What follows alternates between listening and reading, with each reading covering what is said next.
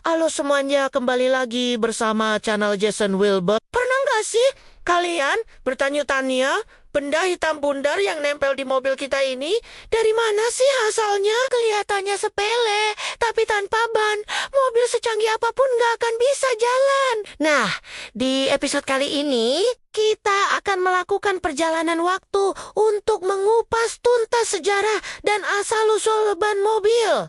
Dari ide paling awal sampai jadi ban canggih yang kita kenal sekarang. Siap yuk, kita mulai. Perjalanan kita dimulai jauh sebelum mobil pertama ditemukan. Konsep roda itu sendiri adalah salah satu penemuan terpenting dalam sejarah manusia. Sekitar 3.500 sebelum Masehi. Awalnya, roda dibuat dari kayu solid atau batu. Bisa bayangin kan gimana keras dan gak nyamannya kalau kita naik kendaraan dengan roda seperti itu? Getarannya pasti luar biasa. Seiring waktu, orang mulai melapisi roda kayu dengan kulit atau logam untuk membuatnya lebih awet. Tapi kenyamanan tetap jadi masalah besar. Lompatan besar pertama dalam sejarah ban terjadi pada tahun ke-1845. Seorang insinyur asal Skotlandia bernama Robert William Thomson mematenkan penemuan yang revolusioner, ban berisi udara, atau yang kita kenal sebagai ban pneumatik Ingenious. Dia membungkus beberapa tabung karet yang diisi udara dengan lapisan kulit tebal. Tujuannya untuk meredam guncangan dan membuat perjalanan jadi lebih mulus dan senyap. Sayangnya, penemuan Thomson ini terlalu maju untuk zamannya. Biaya produksinya sangat mahal dan teknologi vulkanisasi karet belum sempurna. Jadi, idenya nggak pernah diproduksi massal dan perlahan terlupakan.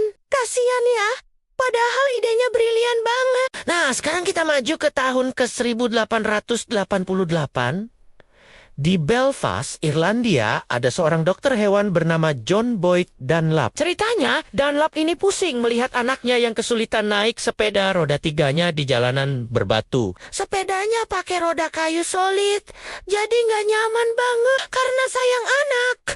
Dunlap pun berinovasi. Dia mengambil ban karet dari sepeda anaknya, lalu menempelkan selang karet yang digelembungkan dengan pompa udara ke roda kayu tersebut dan membungkusnya dengan kain kanvas. Hasilnya, sepeda jadi jauh lebih nyaman dan lebih cepat. Tanpa dia sadari, Dunlap telah menemukan kembali ban pneumatik. Berbeda dengan nasib Thomson, penemuan Dunlap datang di saat yang tepat. Sepeda sedang ngetren banget waktu itu. Dan penemuannya langsung disambut baik. Dunlap mematenkan idenya dan mendirikan perusahaan yang kita kenal sampai sekarang, Dunlap Tires. Inilah titik balik yang sesungguhnya. Ban berisi udara mulai diproduksi secara massal untuk sepeda, dan popularitasnya meledak. Kenyamanan yang ditawarkan banner-banner mengubah dunia transportasi roda 2. Lalu, bagaimana ban ini bisa sampai ke mobil? Jawabannya ada pada dua bersaudara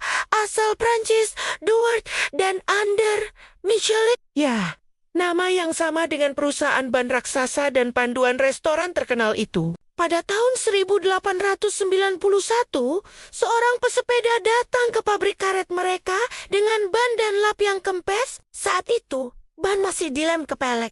Jadi butuh waktu berjam-jam untuk memperbaiki dan mengeringkan lemnya. Melihat proses yang merepotkan ini, Michelin bersaudara punya ide cemerlang.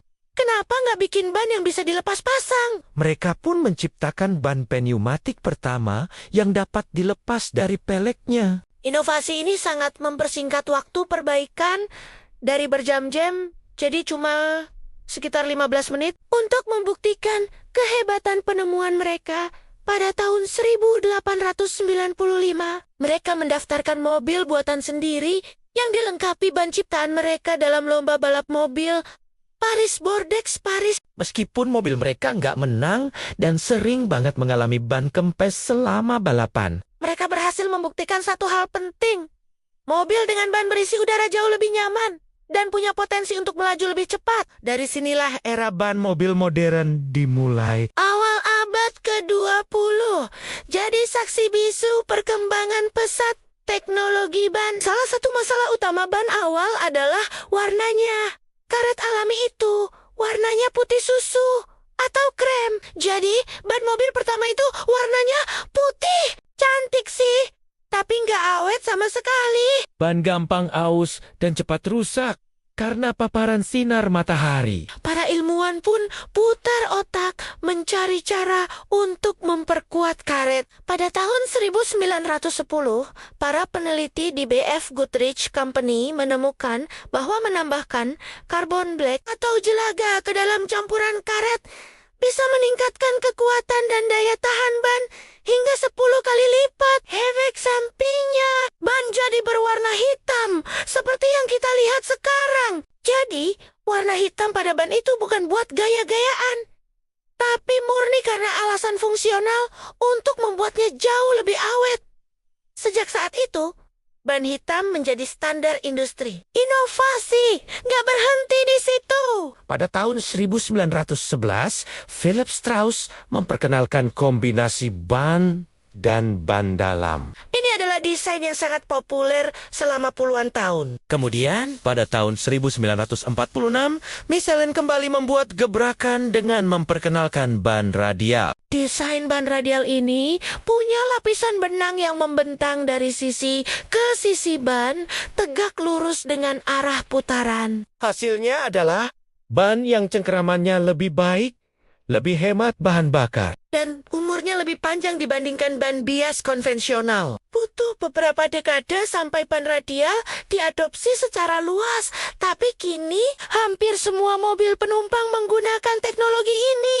Memasuki era modern, fokus pengembangan ban bergeser ke arah keselamatan, efisiensi, dan keberlanjutan. Lahirlah teknologi seperti ban run flat Yang memungkinkan mobil tetap berjalan dengan aman dalam kecepatan terbatas meskipun ban sudah kempes total. Ini sangat membantu dalam situasi darurat. Lalu ada juga ban Eco yang dirancang untuk mengurangi hambatan gulir, Sehingga bisa menghemat konsumsi bahan bakar dan mengurangi emisi SO2. Sekarang, para produsen ban bahkan sedang mengembangkan ban pintar yang dilengkapi sensor. Sensor ini bisa memantau tekanan udara, suhu, dan tingkat keausan secara real time, lalu mengirimkan informasinya langsung ke dashboard mobil atau smartphone kita. Di masa depan, kita mungkin akan melihat ban yang terbuat dari bahan daur ulang ban yang bisa memperbaiki dirinya sendiri saat tertusuk benda tajam.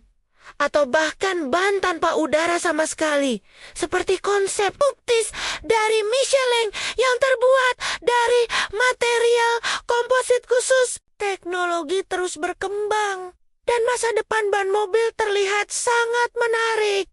Jadi, begitulah ceritanya. Dari roda kayu yang keras, ide brilian yang terlupakan, kasih sayang seorang ayah pada anaknya, hingga inovasi tanpa henti dari para insinyur jenius. Ban mobil yang kita anggap biasa saja ternyata punya sejarah yang sangat panjang dan penuh warna.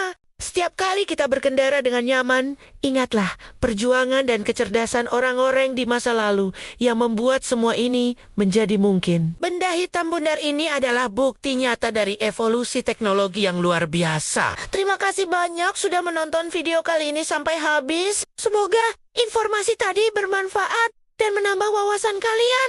Apa ada bagian dari sejarah ban yang menurut kalian paling menarik? Atau mungkin ada topik lain seputar otomotif yang ingin kalian kita bahas? Tulis pendapat kalian di kolom komentar di bawah ya.